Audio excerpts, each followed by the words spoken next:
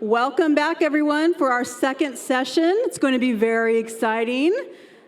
Are we all in here? Most importantly, is our speaker in here? So without further ado, let's bring up Bill Cloud, and he can finish taking us down this trail of the mixed kingdom.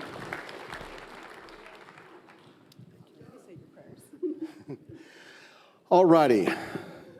Everybody got to stretch their legs a little bit, do other things.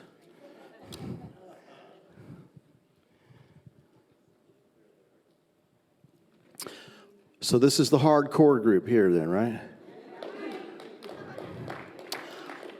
All right, so here is, my understanding is I have until 1:30, at least. No, I'm just kidding. Just kidding. I want to go back over to Revelation chapter 17.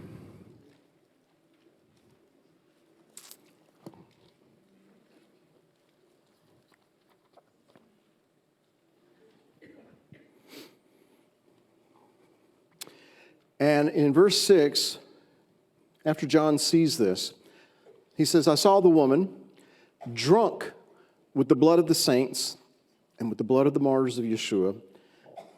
And when I saw her, I marveled with great amazement. But the angel said to me, why did you marvel? I will tell you the mystery of the woman and of the beast that carries her, which has the 7 heads and the 10 horns. The beast that you saw was and is not, will ascend out of the bottomless pit, go to perdition, and those who dwell on the earth will marvel, whose names are not written in the book of life from the foundation of the world, when they see the beast that was and is not and yet is. Here is the mind which has wisdom. The 7 heads are 7 mountains on which the woman sits. They are also 7 kings. 5 have fallen, 1 is, the other is not yet come. And when he comes, he must continue a short time. The beast that was and is not is himself also the 8th, and is of the 7, and is going to perdition. All right, we won't have time to get into all that today, because that would take a whole afternoon just to discuss all of that. We're not going to focus on the beast today. We're focusing on the woman. But then it says this in verse 12. It says, the 10 horns which you saw, the 10 horns that are growing on the beast, are 10 kings who have received no kingdom as yet, but they receive authority for 1 hour as the kings with the beast, as kings with the beast. These are of one mind, thinking the same way. And they will give their power and authority to the beast. They will make war with the Lamb, and the Lamb will overcome them, for he is the Lord of hosts and King of kings. And those who are with him are called chosen and faithful. And then he goes on to talk about the woman where she sits. It represents peoples, multitudes, nations, and tongues. And so it transcends borders. My point here is that Babylon is not just an archaeological site in Iraq. Babylon is not just a place. More importantly, Babylon, as far as we're concerned, is a way of thinking. It is a philosophy. It is an ideology. And it is one that transcends borders. It's borderless. That's why they don't want borders, because it's supposed to transcend borders. And then it says, the 10 horns which you saw on the beast, these will hate the harlot, make her desolate and naked, eat her flesh and burn her with fire. We talked about that. This is ironically what happens, or is supposed to happen, to the daughter of a priest who plays the harlot. But then it says this, and this is what is so fascinating to me. Here's why that happens. For God has put it into their hearts to fulfill his purpose. His purpose. To be of one mind, and to give their kingdom to the beast until the words of God are fulfilled. And then it talks about how the woman you saw is that great city which reigns over the kings of the earth. Now, what great city is referred to in Revelation chapter 18? Not Rome. Babylon. On and on, it talks about Babylon being this great city. And its greatness is not that it's the biggest city necessarily, or it's the best city. Its greatness, actually, it seems to me, is predicated on the fact that it has this way of influencing the entire world. That's what makes it great. But its influence is not good. It leads to death. All right, so the woman is going to be destroyed ultimately. and everything she represents. And the woman seems to be, maybe anyway, somebody's wife, but who's been playing the harlot, who's gone out and committed fornication with all these other lovers and mixed the seed of her husband with that of all these other Baalim, if I can say it that way. All these other husbands, these kings of the earth, and is riding the beast. And the beast is allowing her to ride until it comes time for her to be finished off. That would seem to suggest that her purpose, as far as the beast is concerned, is over. We've used her. Now we're going to get rid of her. I mean, that's kind of what some of these men do. They use women. They seduce them. They make them think they love them. They use them. They abuse them. And they get rid of them. So that's what happens. It's interesting to me that in the beginning, the woman is the one that the serpent, the Nachash, the shining one, who, by the way, is described in Genesis 3 not as a slithering, creeping thing, but who was the most subtle, that is, sly, crafty, clever, slick, beasts of the field. So in the beginning, the serpent, who John in Revelation chapter 12 calls the devil, that serpent of old, he is regarded as being a beast. And it is the beast who speaks to the woman to get her to turn her head away from the tree of life, to gaze upon the tree of the knowledge of good and evil, this mixed and mingled tree that renders death. He's the one who seduces her with his words, and she ends up ingesting his words, so to speak. You need to understand why that's important, because his word is likened unto a seed. The sower goes out to sow, and what is he sowing into the ground? He is sowing a seed. But what does that seed represent? The Messiah tells us the seed is the word. How do you distinguish between God's children and those of the adversary? John says in 1 John 3 that his seed is in us. That is the word of God personified in the Messiah. And to as many as received him, to them he gave the power, that is the right and the ability to become the sons of God. All right, well, guess what? It works, or the concept works the same way, except in reverse, with the other seed, the seed of the serpent. He speaks his words, and what are his words? Lies. He's the father of lies. He speaks of a lie. He speaks a lie. He does it out of his own resources because he is the source of it. Well, every convincing lie will always contain a measure of truth. It will be good and evil. And so the woman in Genesis 3 in some way is consorting with the serpent, not having physical relations. Let me say that again. Not having physical relations, but receiving his words, being impregnated with his seed, to arrive at the conclusion that this tree, in spite of what the Creator said, is good for food. It is a tree that is pleasant to look upon. It is a tree desirable to make one wise. He seduced the woman to be impregnated with his words, and then what did she do? In her deception, perhaps unwittingly, she turns to her husband who is with her and seduces him into eating the fruit. And that's what led to their exile from the land. Not by one woman, but by one man sin entered into the world. But the woman played a significant role in it because she was first deceived and then seduces her husband to eat the same fruit. And who do you think the serpent was going after ultimately? The man, because he was the head. In fact, in the genealogy of the Messiah in the Gospel of Luke, he is called the Son of God. So he's going after the head. Let's put it this way. Who is it in this world today that the adversary wants to topple, wants to destroy? You and me. Because we're supposed to be the head and not the tail, right? We're in this body serving under the head, the Messiah, and we're supposed to be a body in the earth that is doing His will, serving His purposes. Well, that's a great threat to the adversary. And so what does he want to do? He wants to sow his words into those who will receive it, who will be seduced by it, who will be deceived by it. And then he uses them to topple the body, so to speak. That's his goal. I know I'm going to jump all around here for a moment, but you're just going to have to think fast, all right? The parable of the wheat and the tare. What is sown in the field, which is the world? The good seed. What is that good seed? It's the Word of God. What does it produce? Wheat, who are called the sons of the kingdom.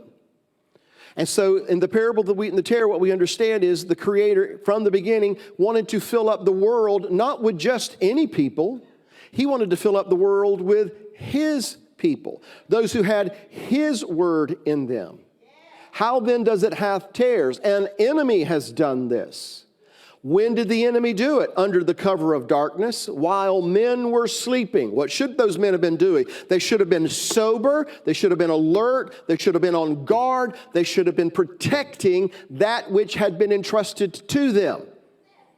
The priest in the sanctuary, one of the jobs they had, besides making sure that there was oil in the menorah and the table of the shewbread had the fresh loaves and all the different things that they had to do to work in the garden, they also had to safeguard the holies. They had to protect it to make sure there was no pollutants, nothing that was ceremonially unclean would come in and contaminate the tabernacle. They had to guard it. That was one of the things that Adam was told to do, to safeguard it. But his enemy came in and did what? He sowed tares in the midst of the wheat. He sowed his word, his seed, his philosophy. And where? Right in the midst of what God was doing. He wasn't content to have his own field of tares and leave it at that, because he's never going to be content with that. He's always going to try to sow in the midst of what God's doing that other seed. And here's where the woman comes in. This is his gateway. He got her to be seduced. He deceived her, and he used her to get to him. So I'm going to suggest something to you. That the beast in Revelation 17 has seduced her and is using her to get to somebody.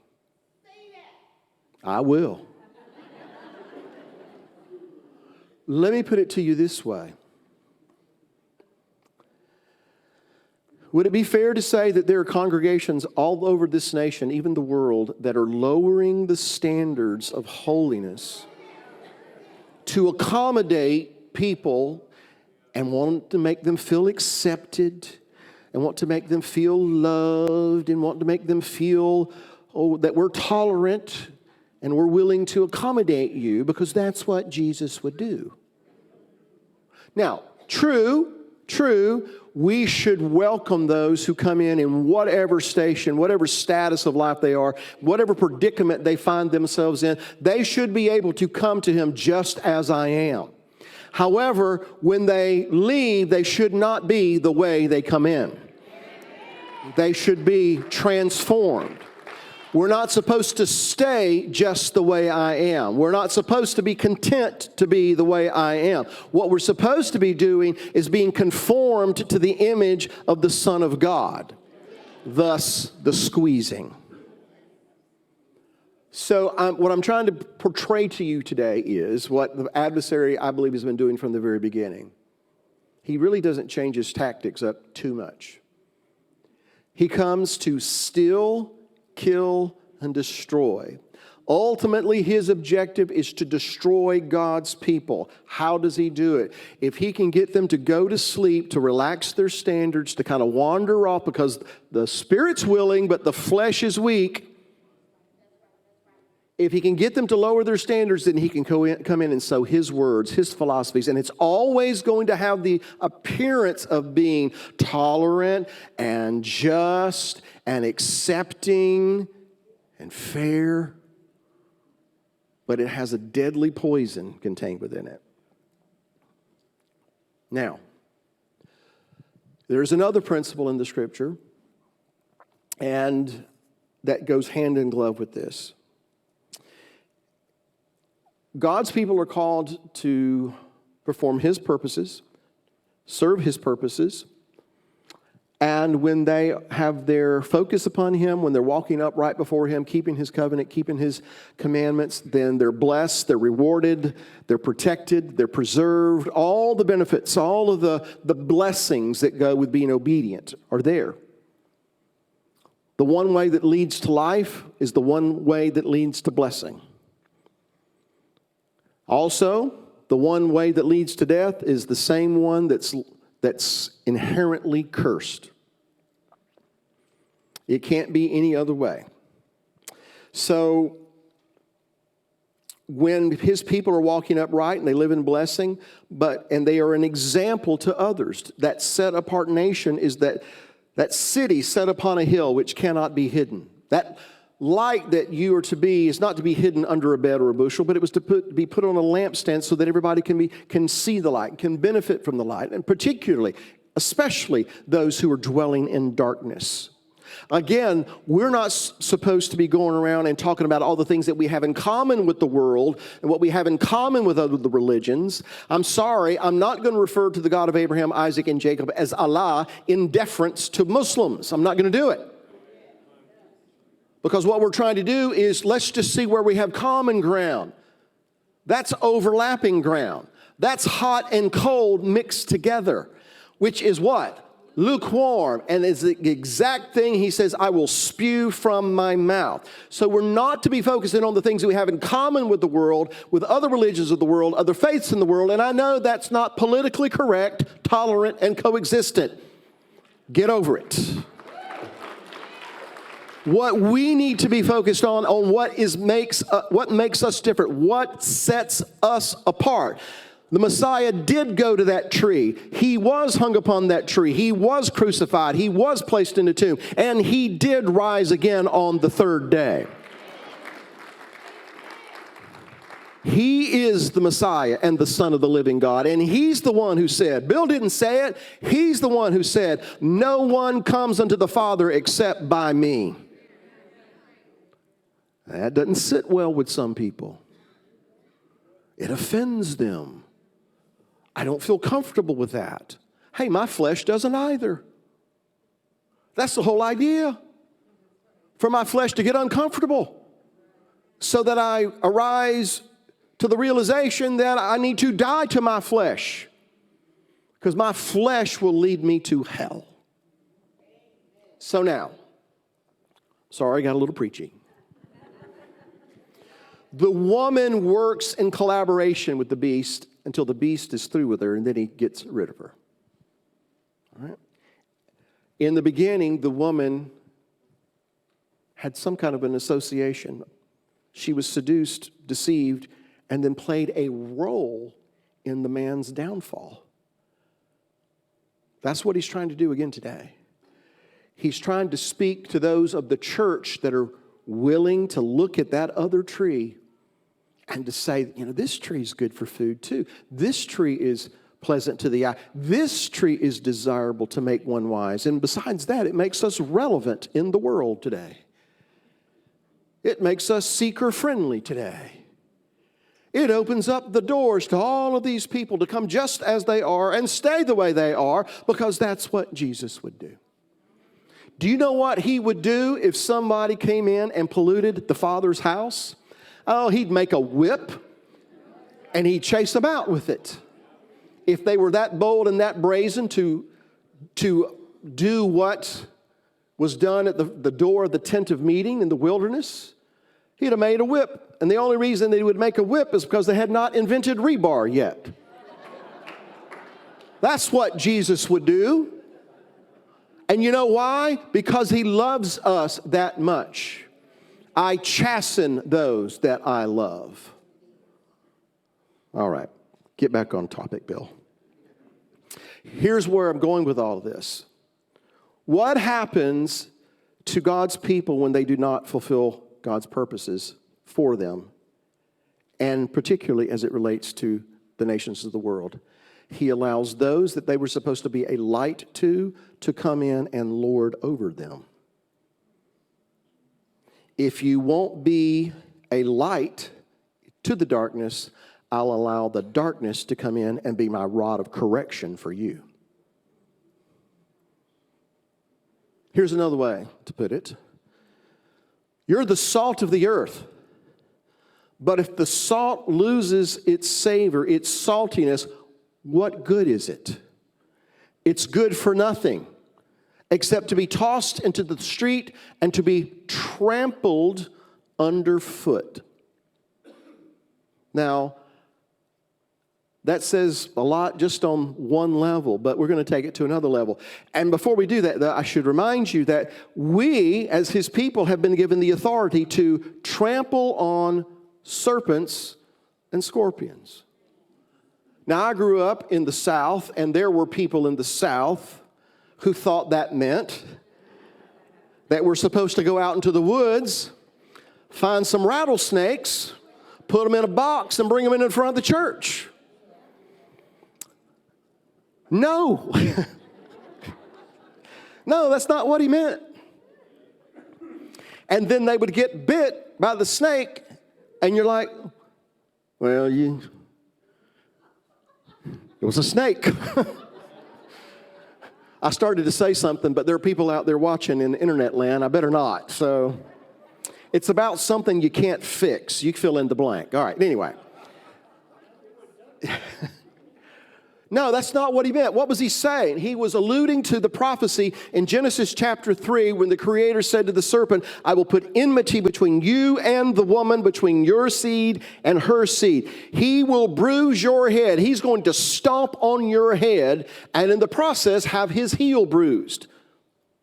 That's exactly what happened. The Messiah destroyed the works of the devil when he was crucified, when he rose again. In the process, he had his heel literally bruised when they drove those spikes through his feet. But he destroyed the works of the devil. However, as you all know, the adversary is not yet contained in the pit. He's still out there at work, right? And so the Messiah says what? I'm going to give you the authority to trample on his head. I'm going to give you the authority to trample on his head. Now, you might get your heel bruised in the process. Because there is no glory except there is first suffering. Ought not the Messiah to have suffered these things and then entered into his glory? Did not Joseph suffer before he entered into his glory?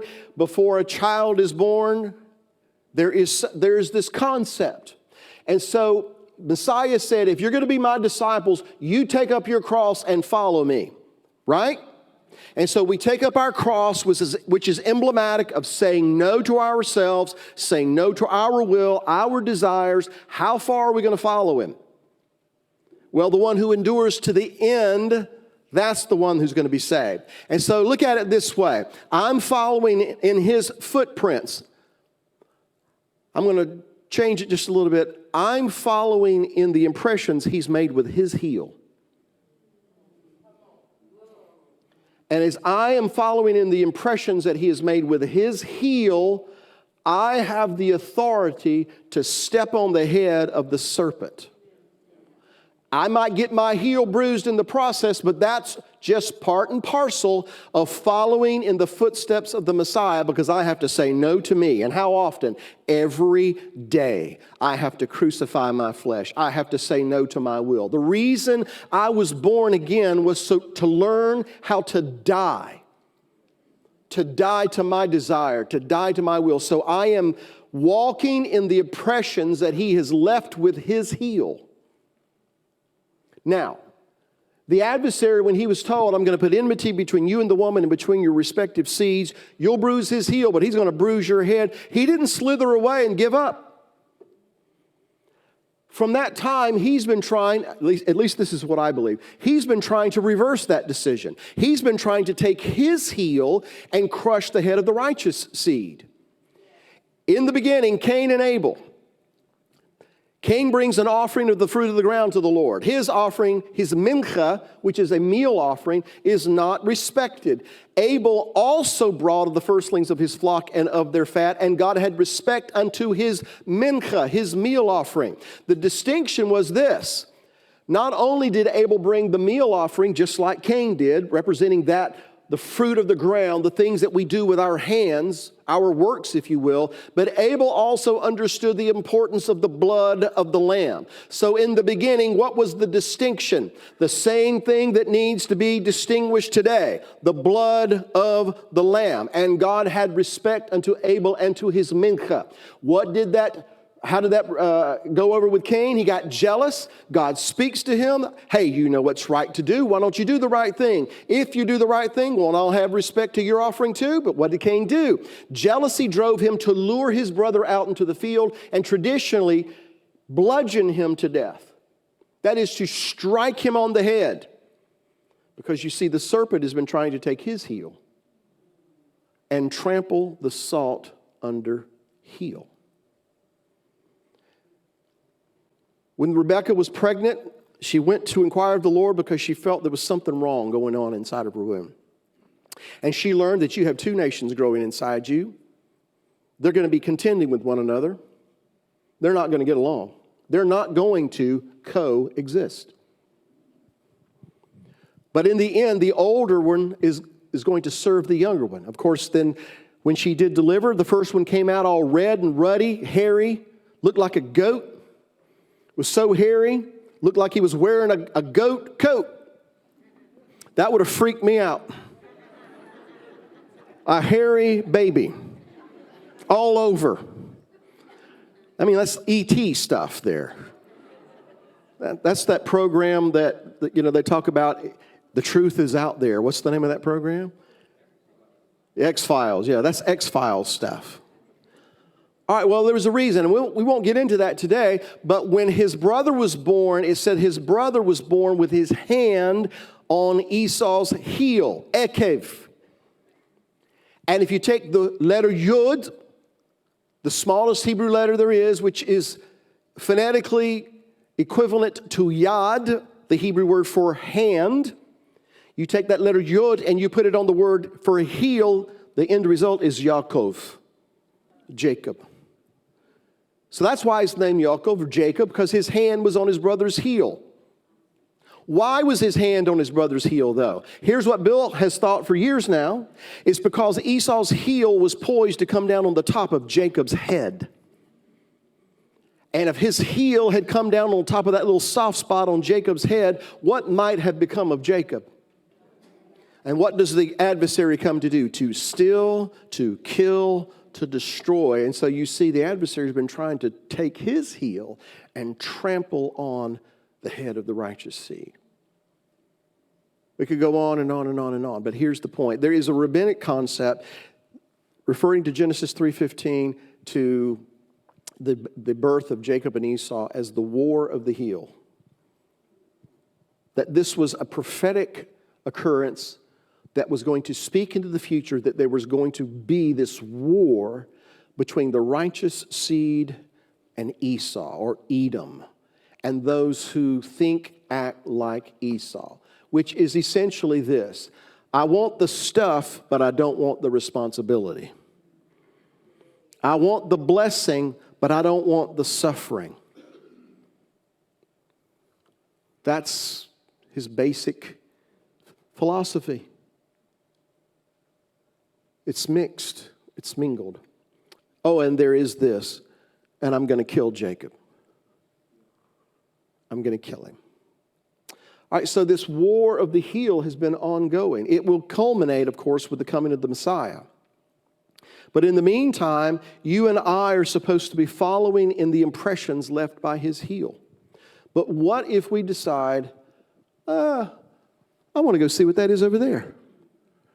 I want to go check out that tree over there, or that philosophy, or that message that causes me to deviate from the path that he has already set before me. Because the steps of a good man are ordered of God. They're already established. It's the same as what happens when the salt loses its savor. It's good for nothing except to be tossed into the street and be trampled under heel. Whose heel? Those who have vowed to kill us. So it's with that we go to Daniel. See, I had to run around Mount Sinai about 3 or 4 times to get to my point here. But in Daniel chapter 2, I won't read it all for the sake of time, but Nebuchadnezzar, the king of Babylon, who, lest I forget to share this with you later, is the first Gentile king, at least that I can recall, who God delivers Judah into his hand, according to what it says in chapter 1. He delivered Jehoiakim, king of Judah, into his hand, and he allowed this man to destroy Jerusalem, to raze the temple to the ground, to carry off many of the temple treasures into Babylon and put him in the house of his heathen god. And he also took captives of Judea. He took them into Babylonian captivity. Among them were Daniel, Hananiah, Mishael, and Azariah, better known as Shadrach, Meshach, and Abednego.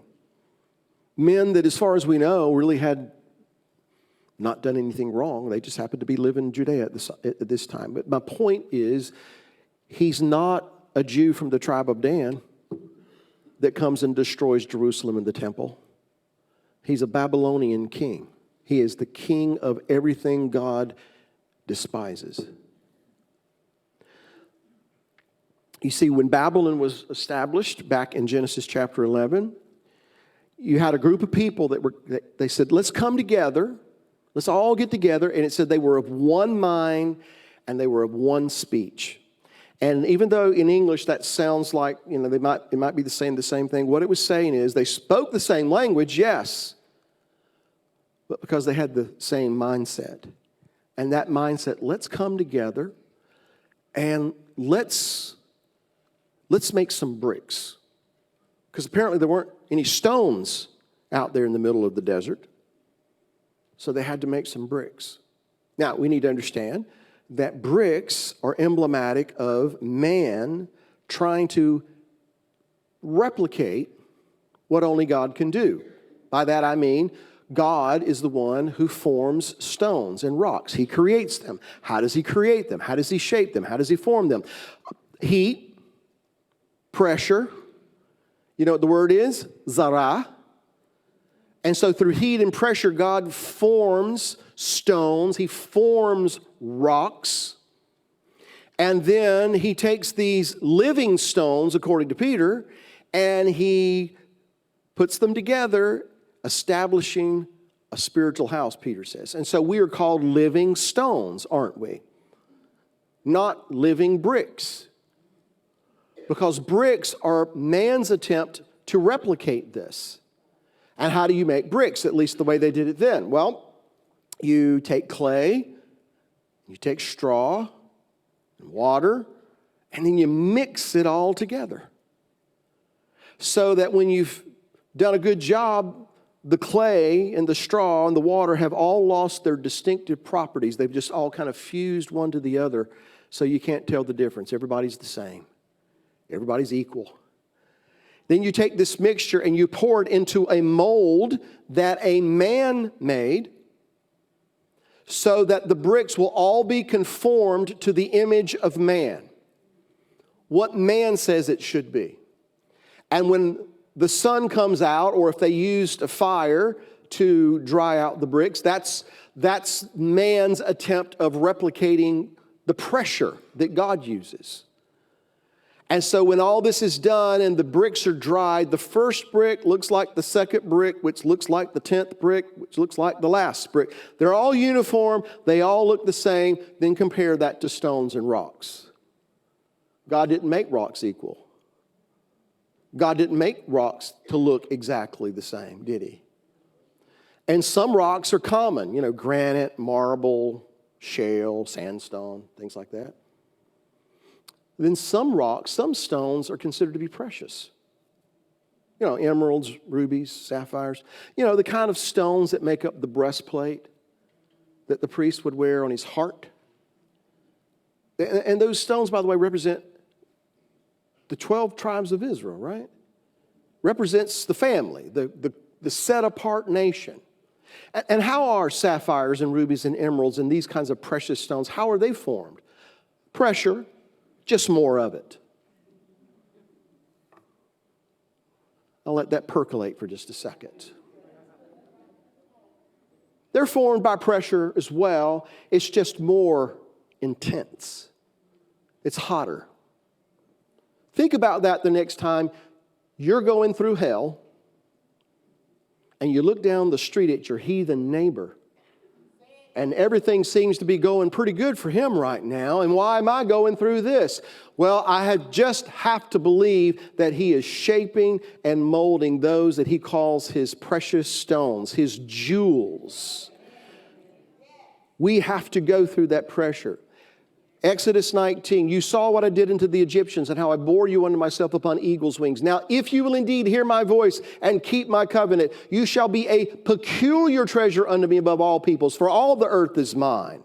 You'll be a kingdom of priests and a holy nation. Peculiar treasure, segula, literally means jewels. You'll be my precious stones above all the people of the earth. You're not just going to be granite and marble and shale and sandstone. You're going to be emeralds, rubies, sapphires, those things that make up my jewels, those stones that I wear on my heart. That's what you're going to be. Now let me just throw this little tidbit in there too. It's not about how shiny it is. It's not about how it looks. It's about what it does. Let me put it to you this way. A piece of marble that serves God's purpose is more valuable to him than a diamond that does not serve his purpose. So what happens to the salt that is not serving its purpose? It gets thrown out into the street and it's trampled under heel. So that's what they made Babylon of, brick. What is Jerusalem comprised of? Stone. And so you have this dichotomy, these distinctions. What does Babylon want to do? He wants to mix everything together.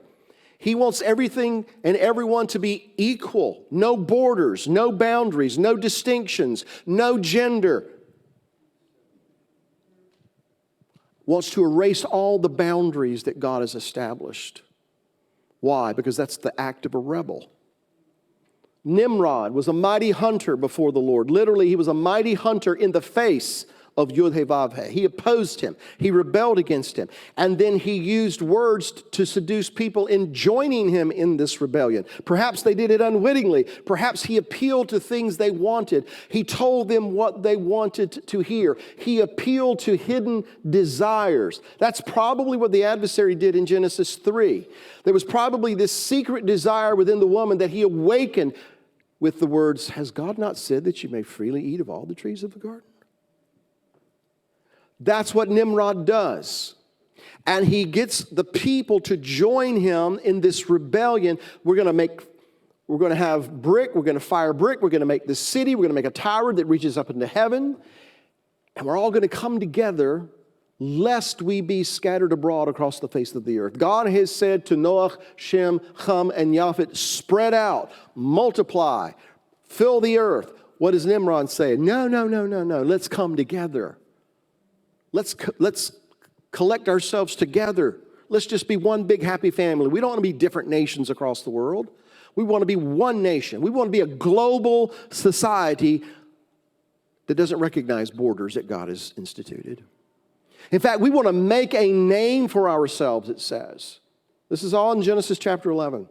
And the word name is in Hebrew Shem, which literally means reputation or authority. Here's what they were saying. We're going to establish our authority. We're going to establish our reputation in the earth by determining what is lawful and what is not. Our authority will supersede that of the creators. I got news for you. We're there. There are people who have lost their minds, as my dad would say.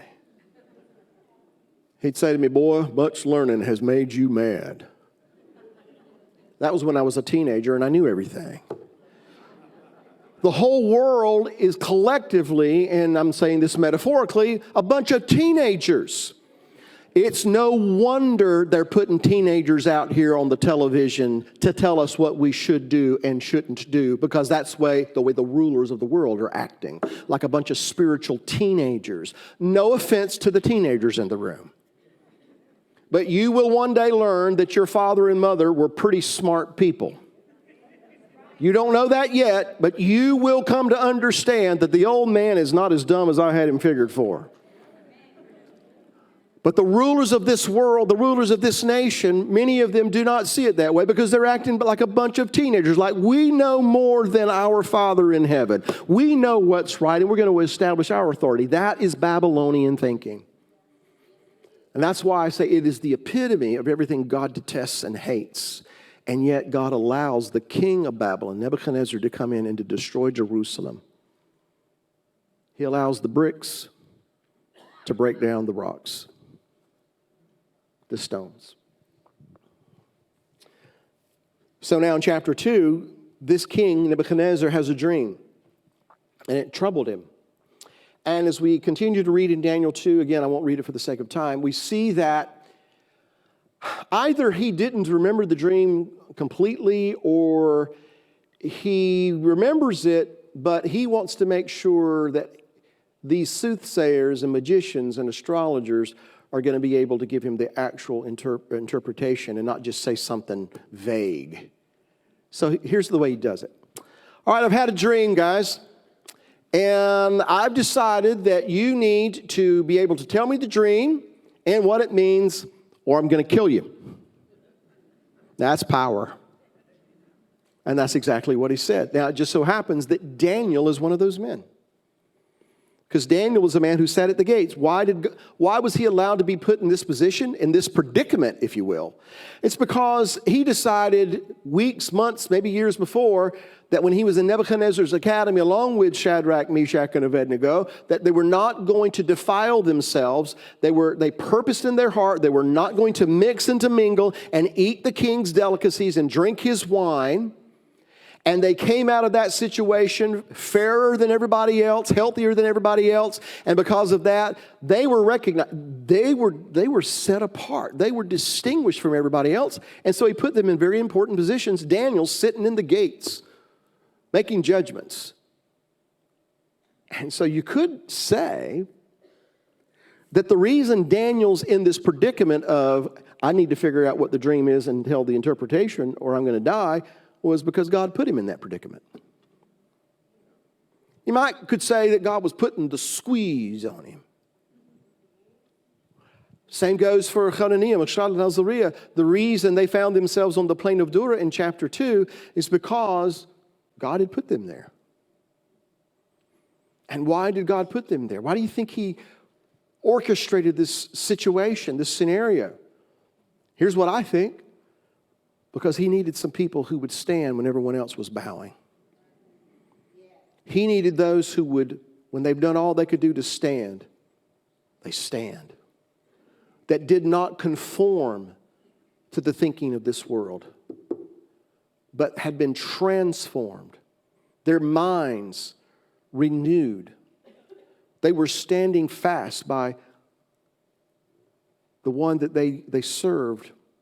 He still is master. He still is sovereign. His word still is law. His authority is final. And it is my duty, it is my job, the reason I am here, regardless of what may happen to me. O King, we know that you are a King of kings, they said. But we serve the King of kings. And even if you kill us, we still will not bow down. I would submit to you that those are people who overcame by the blood of the Lamb, the word of their testimony, and they love not their lives even unto death. And you know what came about as a result of those men taking that stand? The most powerful man in the world has to confess when he said, Shadrach, Meshach, Abednego, you servants of the Most High God. He had to acknowledge that he was the Most High God. See, Nebuchadnezzar was kind of proud of himself. Later on in Daniel's book, he's going around looking at everything he's built. Is this not great Babylon that I have built? Look what I have done. You know, it's like Tom Hanks with the fire on the beach in Castaway. Look what I have done. I have made fire. Obviously, you're Pentecostal and don't go to the movies. All right, that's right. All right. I have made this great Babylon. And when he's saying that, you remember what happened to him? He turned into a beast. And how long was he a beast? 7 years. Not a Jew from the tribe of Dan. He's a Gentile king. All right. So he says, all right, you need to tell me what this dream is. Tell me what it means, or I'm going to kill you. So Daniel goes and prays all that night. Are you talking about a prayer meeting? You talking about being motivated to touch God and to hear back. So, and this is so fascinating to me, and it is such an encouragement to me. You think of this dream and the dream in Genesis chapter 41, the one that Joseph is called upon to interpret for Pharaoh. Pharaoh had the dream. He just didn't know what it meant. Nebuchadnezzar has the dream. He just doesn't know what it means. Some of the most powerful dreams prophetically, those things that are related to the end of days, they weren't given to God's people. They were given to pagan, godless kings, the most powerful men then on earth. It's just that God didn't give them the interpretation. And so he needed somebody who was in the right place at the right time, who had probably been thinking all that time, we're in the wrong place at the wrong time. Joseph was in prison being squeezed. Daniel was in captivity. And yet from God's point of view, they were exactly where they needed to be. You know, I said earlier, the adversary comes and sows tares in the midst of the wheat. You know what's interesting? Sometimes God sows wheat in the midst of the tares. Maybe that's what El Shaddai is. Did I say that out loud? I'm sorry. Man, when I was leaving the airport, you know, I'd heard about it, but I'm riding down the road and I'm seeing billboards. Bill's translation, come here, smoke dope.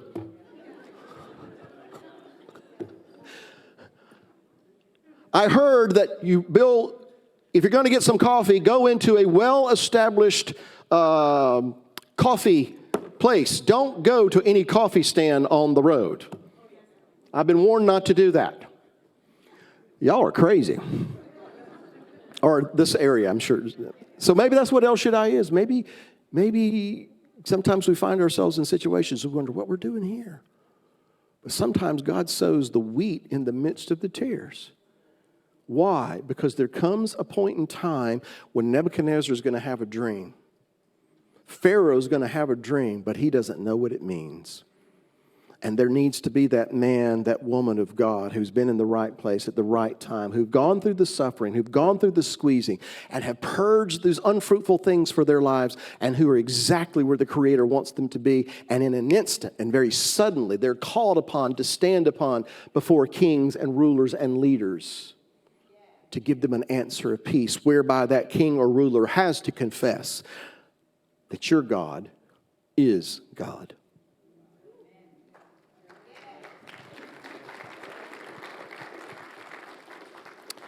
But then there is the other side of it. When you read in Daniel 1, you see that Daniel, Shadrach, Meshach, Abednego were not the only men of Judah who went into Nebuchadnezzar's academy. They were just among those who went into Nebuchadnezzar's school to learn the ways and the language of the Chaldeans. But you never hear about those men ever again. Why? Apparently they buckled. Apparently they ate the king's delicacies and drank the king's wine. I just kind of wonder what that cup looked like. It was full of all that wine. And did they allow themselves to be intoxicated with it? Because when you're intoxicated, you don't think straight.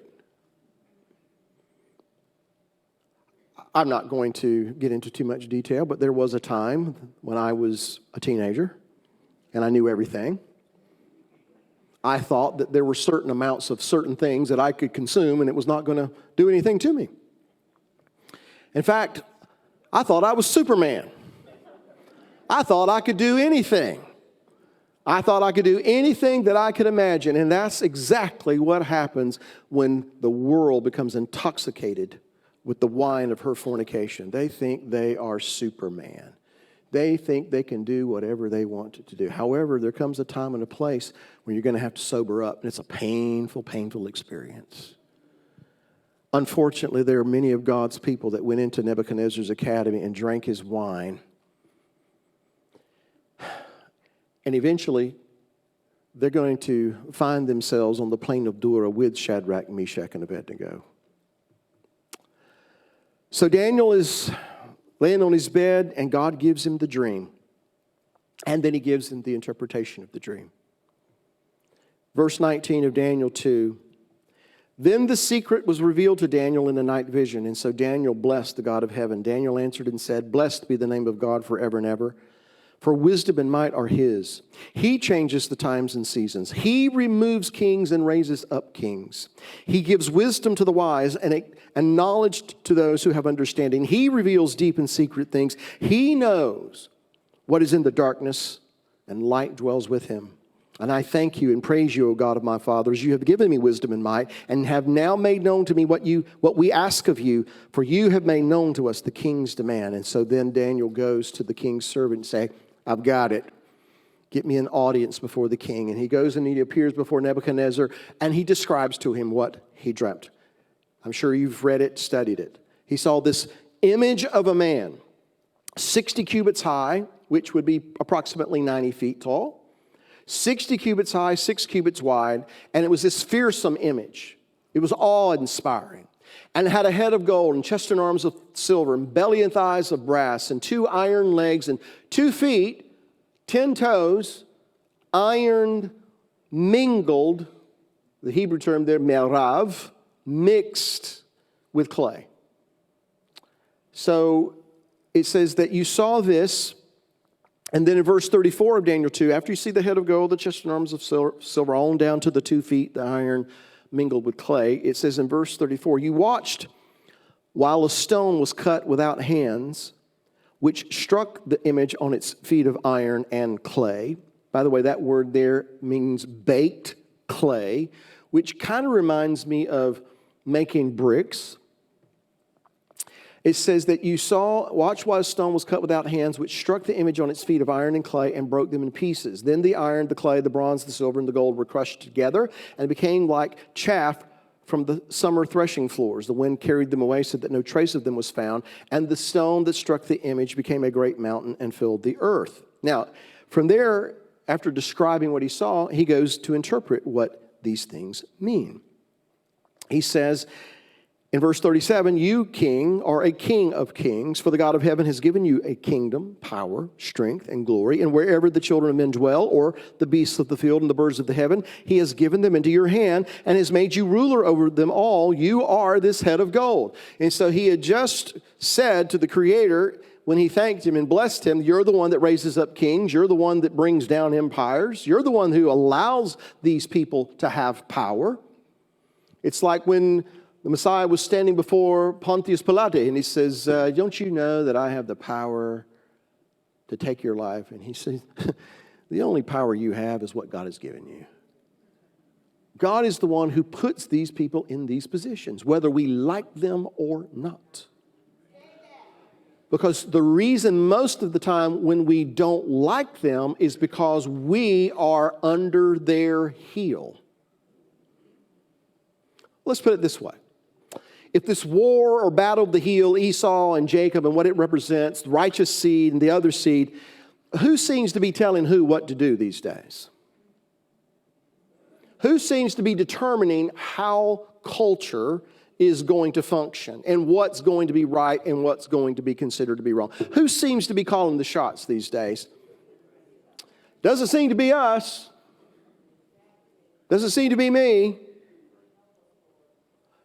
So the reason we're usually in a situation where we don't like the leaders is because we're under their heel. Well, what does that tell me? I haven't been being the salt. We haven't been the light that we've been called to be. And you know why we're not the salt and the light the way that He wants us to be? Usually because the world has something in us. There's some kind of a hold. There's some kind of a grip. And so that's why the pressure has to come. That's why the squeezing has to come. That's why we have to feel the pressure of being under the world's heel. So, He says, you are the head of gold. Babylon is the head. Now, there's the body of Messiah. Who's the head? Messiah is. That was not a trick question. Some of you are like, The body of Messiah. Okay, anyway, that was the first clue. All right, so He's the head. Now, do the legs tell the head what to do? They do not. The head tells the legs where to go. The head tells the arms what to do. So everything that is about direction, everything that is supposed to be accomplished in the body of Messiah comes from the head. Now, here's a body in Daniel chapter 2. And it has a head too.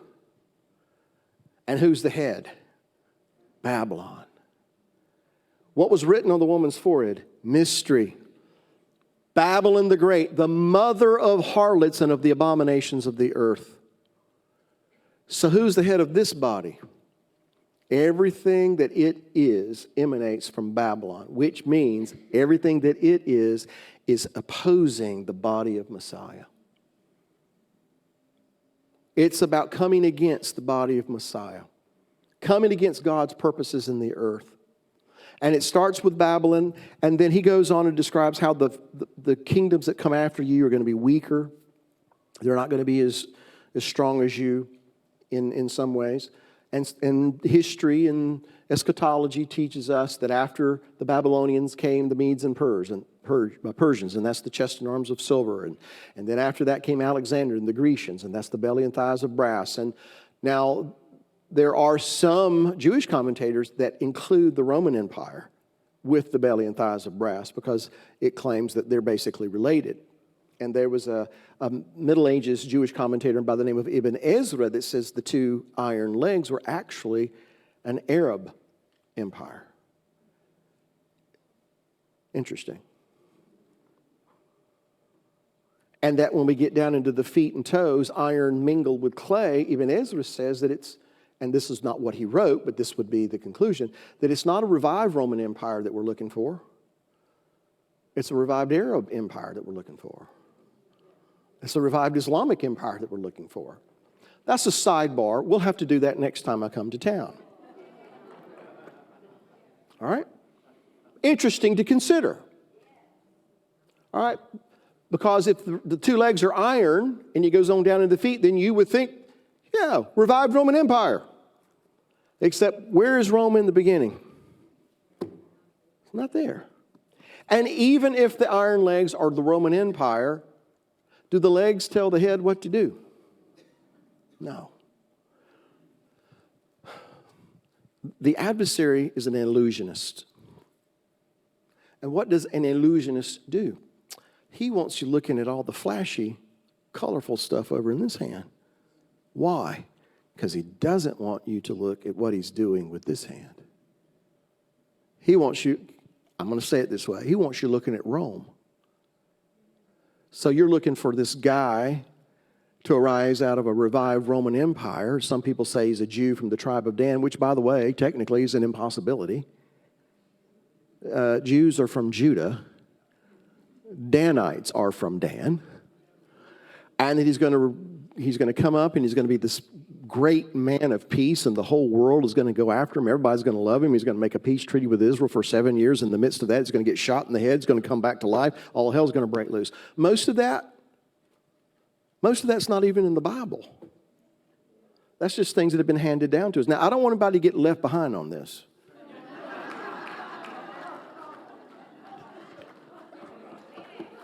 Doom, right? But most of that's not even the Bible. The whole getting shot in the head is based on Revelation 13. The beast that has 7 heads arises out of the seas, out of the nations, and one of those 7 heads received a deadly wound with the edge of the sword, and the deadly wound was healed. And then you read after that, and the focus is on Babylon, Babylon, Babylon, Babylon, Babylon. So I have said, kind of tongue-in-cheek through the years, that I will concede that if there is a man who arises out of Rome and he has 7 heads, he's the dude. But if that doesn't happen, it seems to me that the head is Babylon. Babylon is more than a place. It's more than an archaeological site.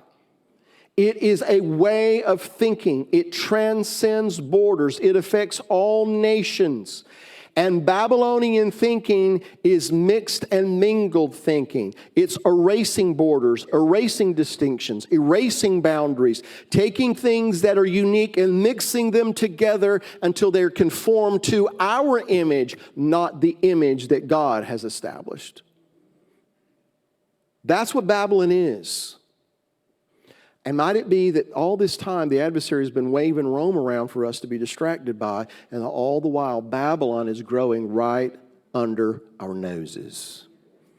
Because you see, Babylon is in Tacoma. Babylon is in Washington. Oh yeah, New York too. And yeah, Rome, it's there, but it's in London, and it's in Melbourne, it's in Jerusalem. It is a way of thinking that the whole world has become intoxicated with to erase all these boundaries. And what is it doing? The leaders and the rulers of this world are force-feeding it to the populations of the world, getting them to devour this, to ingest this, to act upon this, and then seeking out those that are resisting it, alienating those who are resisting it, sequestering those. Did you hear about the proposed bill in the California legislature, which would seek to outlaw any text that speaks against the LGBT agenda? Of course, my first reaction was, oh, they mean the Bible. Because I think I can find some places that this contradicts the LGBT agenda. So you see what's happening here? People are being fed this philosophy, and in the way that this is good. This is inclusive. Now, don't get me wrong. We want to be that light that those who live in darkness are drawn to, who come from these backgrounds, who come from these different lifestyles, who are in the clutches of things that kill and destroy. And we want to be those that the Messiah working in us and through us, we can impact those lives in a positive way. We don't hate those people. Everybody understands that, right? But we cannot condone, we cannot endorse, we cannot erase the boundaries just to make people feel comfortable. I have never read this book, read what God says, walked away from it thinking, you know, Bill, you're a pretty good guy. Not once. Every time I read this book, I am overcome with this feeling of, God, help me. I am in need of a Redeemer. Thank you for your mercy. Thank you for your goodness. Thank you for your compassion. And then when I read about how he finally says at times, that's enough. I have this fear. It's a godly fear, but it is a fear. We could use a good dose of that. And I'm talking about the body. Because when the salt is no longer salty and the light is no longer being a beacon, the salt gets tossed out into the street and gets trampled under the heel of those very people that we were supposed to be a light to. They end up being used as a rod of correction. Now,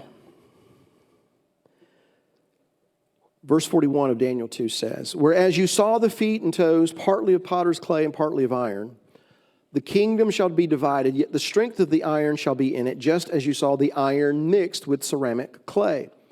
And as the toes of the feet were partly of iron and partly of clay, so the kingdom shall be partly strong and partly fragile. And as you saw iron mixed with ceramic clay, they will mingle with the seed of men, but they will not adhere to one another, just as iron does not mix with clay.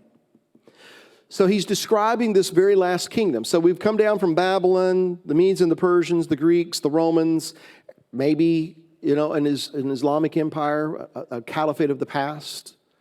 But eventually we make our way down to the feet and toes, because that's the kingdom that exists when the stone cut from a mountain without hands comes and strikes the image on the feet. So that's going to be the kingdom of man at the end of days. By the way, how many of you believe that we're living in the end of days? Anybody? All right, so the last kingdom before the Messiah's kingdom comes to this world is described to us in Daniel 2 as being feet with 10 toes, iron mixed with clay. It's a divided kingdom. It's because it's a mixed kingdom. It's two things that were never intended to be mixed together, trying to be mixed together. So what was that tree that was in the beginning that the adversary was using to seduce the woman with in order to get at the man? It was a mixed and mingled tree. It was good and evil. And what did it render? Death. This is essentially the same thing. It's going to appeal to those who can be lured away by those things that are attractive to the eye.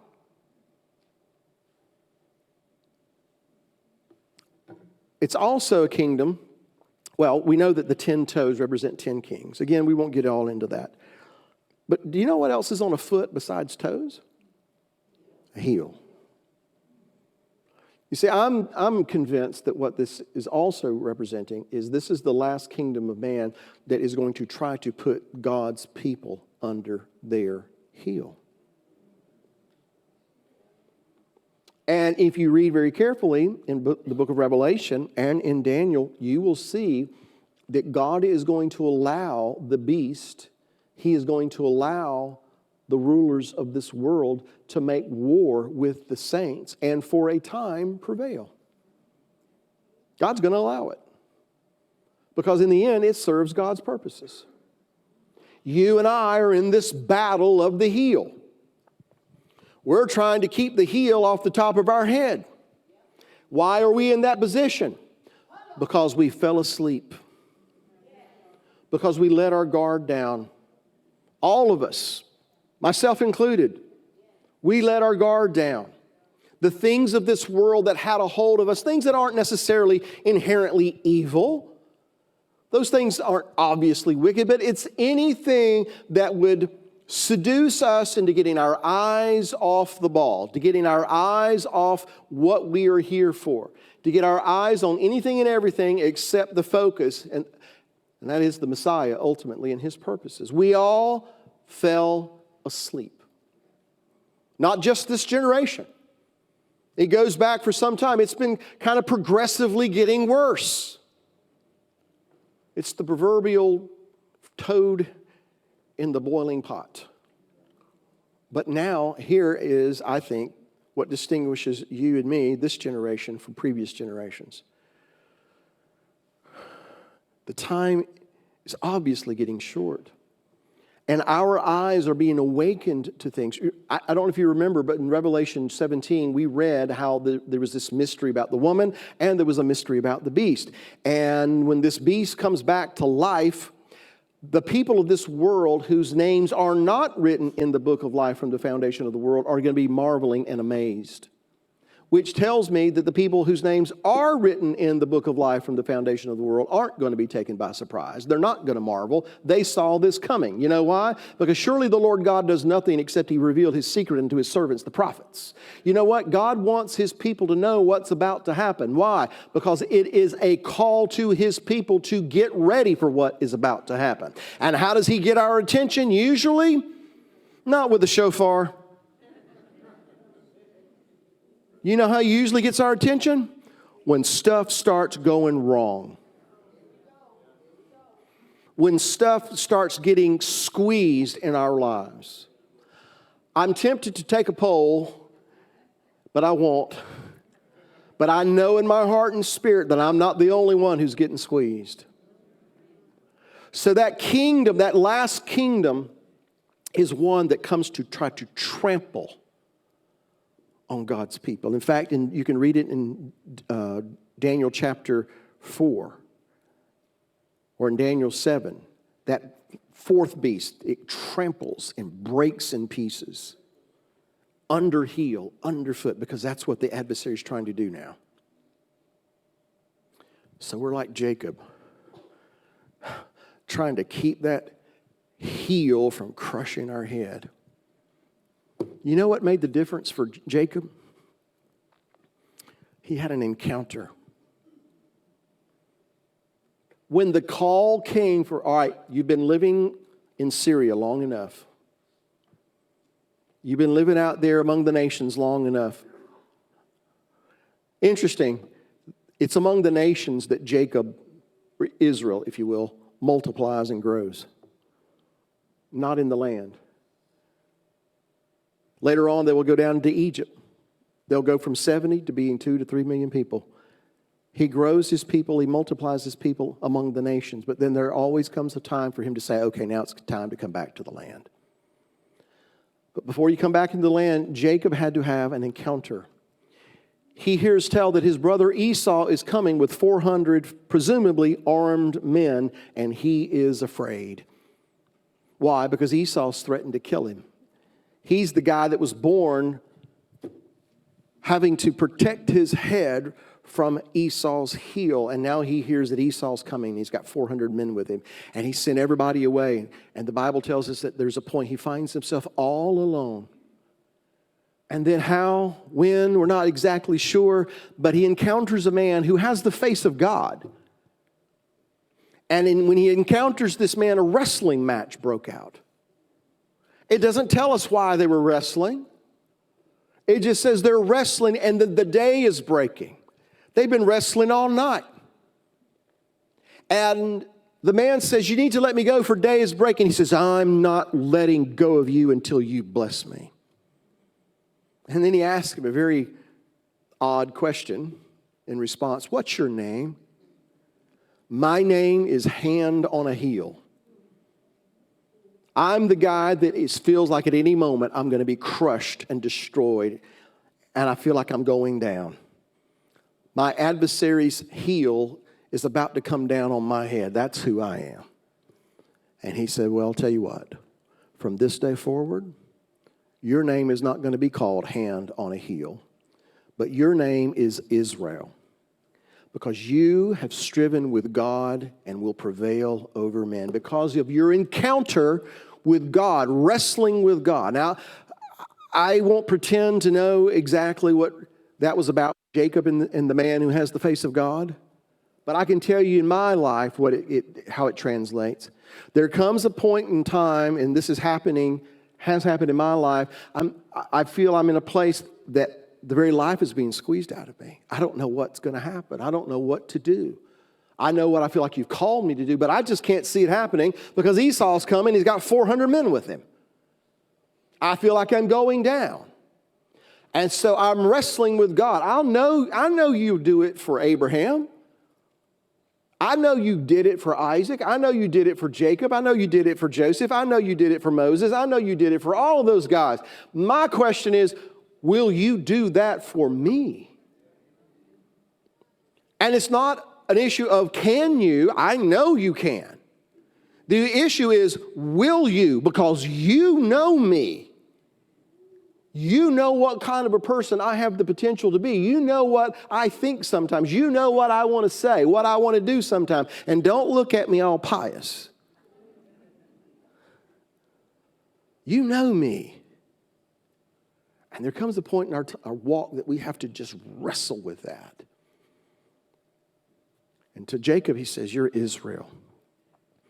You have striven with God, and you will prevail over your enemies, which is to say that no longer will you be the one whose head is beneath their heel, but you're going to take your heel and put it on their head. And you know why he said that? And why he says that to you and to me?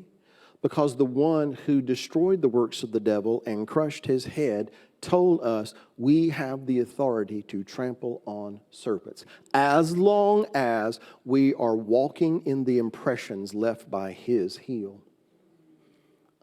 I'll put it this way, as long as we are walking as Israel. Because from that point forward, Jacob, now known as Israel, which to me translates into him being born again, has a distinctive walk that distinguishes him from everybody else. He's going to walk with a limp for the rest of his life so that when people see him coming down the road, they can identify him as being Israel. Well, how do you know it's Israel? Well, look how he walks. I'll let that percolate for a second. We're not supposed to be going out there and seeing how we can accommodate people's lifestyles by finding common ground. We are supposed to be out there in the world walking in the way our Creator has told us to walk. Because if we do that, it identifies us as belonging to Him, and that in itself will serve to be a beacon to those who are in darkness. You are a city set upon a hill which cannot be hidden, not supposed to be hidden. It's supposed to be a shining light, particularly to those who hate you. We're not supposed to just congregate with those who love us and like us. We're supposed to engage those who hate us, who want to destroy us, who seek to persecute us. Because those are the ones who need what we have. I'll close with this. And in the days of these kings, that is the 10 kings, this last kingdom, the feet, the iron, merav, mixed with clay, the one that wants to stamp out and stomp on God's people. In the days of these kings, the God of heaven will set up a kingdom which shall never be destroyed. And the kingdom shall not be left to other people. It shall break in pieces and consume all of these kingdoms, and it shall stand forever, because the kingdoms of this world have become the kingdoms of our God and of His Messiah. Inasmuch, here's why I say that, King, inasmuch as you saw that the stone was cut out of the mountain without hands, and that it broke in pieces the iron, the bronze, the clay, the silver, the gold, the great God has made known to the king what will come to pass after this. The dream is certain, and its interpretation is sure. In other words, including yours, Nebuchadnezzar, the kingdoms of this world will ultimately be destroyed by the stone that was cut from a mountain without hands. And when Nebuchadnezzar heard this, he fell on his face, because he knew that this man had heard from God. But the point is, who's the stone? The stone that the builders rejected. Have you never read this in the Scripture? The stone the builders rejected has become the chief cornerstone. This is the Lord's doing. It is marvelous in our eyes. And I tell you that whoever falls upon this stone will be broken. Whoever stumbles on this stone, who humbles himself and is broken. That's talking about people like you and me, hopefully. It's best to be broken by stumbling on it. Because those who will not, he says, but whoever this stone falls upon will be ground to powder. That's talking about all those kingdoms that when that stone comes and it strikes that image on its feet, the whole thing is going to be destroyed. It's going to be ground to powder, and then the wind's going to come and blow it all away, and there's not going to be one speck of it left. Because that stone is going to grow up into a very great mountain, and it's going to fill the entire earth. And the knowledge of the Lord shall fill the earth, or cover the earth, as the seas covered the earth. It's going to fill up the whole world, because that was his intention in the first place, to sow the good seed in the field, that the field would be filled with the sons of the kingdom, not all this other stuff. All right, my point. He said, Daniel said, it will be in the days of these kings that the stone cut from the mountain without hands will strike this image and destroy all these kingdoms. And I'm telling you, I believe with my whole heart that that kingdom is being established right now. The message of that kingdom is already going forth, and I see evidence all around me that the inhabitants of the earth are becoming drunk with the wine of the fornication. The mindset of Babylonian thinking, coexistence, tolerance, equality, inclusion, all these things that on the surface sound so noble, sound so honorable, sound so good, but what do you have to accommodate in order to attain this? It boils down to this. Nebuchadnezzar, after Daniel told him this, he goes out and he doesn't make an image of gold, silver, bronze, and iron. He made an image entirely of gold, 60 cubits high and 6 cubits wide. Why? He made an image of himself, and he commanded that everybody get together, and when you hear the musicians play, let's make it sound like the symphonies. You know, it's kind of like the band on the decks of the Titanic playing, chamber music as the ship is singing. But he collects all these people and says, when you hear the music playing in symphonies, bow down to this image. Sound familiar? It should. But there are always those select few that they determined and purposed in their heart they would not defile themselves with the king's meat or his wine. And they see that as this is happening, that what they're supposed to do is stand. That's all they did. They stood. And guess what? That did not deliver them from the fire. That ensured they were going to go into the fire. It's just that something happened maybe they weren't expecting, is that when they got tossed into the fire, he was already there waiting on them. Father, to the best of my ability, I've shared what I feel like you placed upon my heart, and so I now pray that, as I prayed in the beginning, that your word will be heard within the words, that your message will be perceived within the message, and that what you wish to impart to us as individuals, families, as a fellowship, to those who are watching on the live stream, those things that you wish to impart to us by your Spirit, that is what would burn within our hearts. That is what would permeate our being, and it would transform us into the image of your Son. I thank you for these people. And I ask you to bless them. And in fact, if you will stand, please.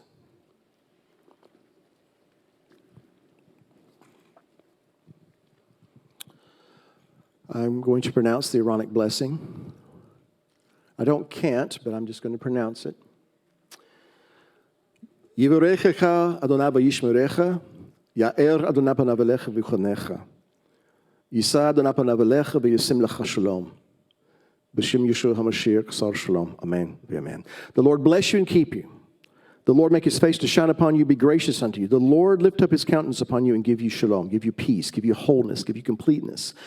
In the name of his Son, the Prince of Peace, Yeshua, our Messiah, our Redeemer, our King. Amen and amen. Shabbat shalom.